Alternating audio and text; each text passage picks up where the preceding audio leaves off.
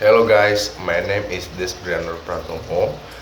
I am a student at Sultan Agam Tirtayasa University, majoring in government science. Here, I want to talk about interesting issues that are part of citizenship studies, which is about urbanization. Cities today have been doing the same thing that they've done for 5,000 years. They've been the place where the flow of people, the flow of money, the flow of goods have coalesced. Cities are always the physical manifestation of the big force at play: economic force, social force, environmental force. The thing that attracts to us to the city is the same encounter. It's the knowledge that you'll be able to start here, end up there, go back there. But that something unexpected will happen along the way, that you'll make a discovery. That, in a way, is the magic of cities. Urban design is real life, the language of the city. When you walk down a street, everything you see has been designed the width of the sidewalk, where the trees are planted, the scale of the trees, how the street furniture interacts, how many stores you have per blocks, the height of the buildings, where they set back. Each one of these things has been talked about. The thing about urban design that unlike it being a solitary enterprise of an artist sitting in her own or his studio, what you really have is a multidisciplinary group of people coming together, working on the same project but coming from very different perspectives, having different agendas and different roles.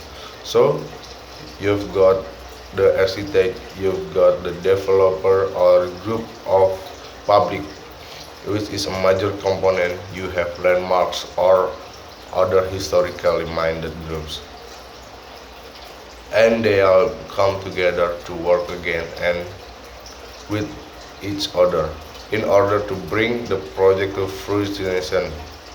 This can range from small temporary interventions to massive large-scale infrastructural projects. Force, force of change are happening on every level. Technological change, new form and modes of transportation, the eventualities of man-made and natural disaster. These are all things that are going to be addressed by urban design.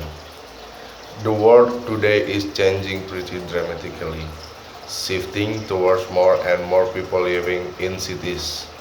Cities accelerate relatively slowly from pre-Greek, pre-Roman times. It took centuries to reach those numbers, which might be something like a million. By the 20th century, 10% of the population of the world was living in cities.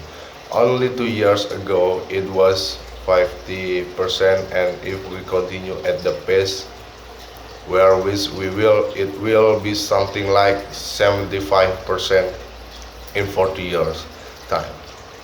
The pace now is putting an enormous amount of pressure, the strain on any system which has limited resources.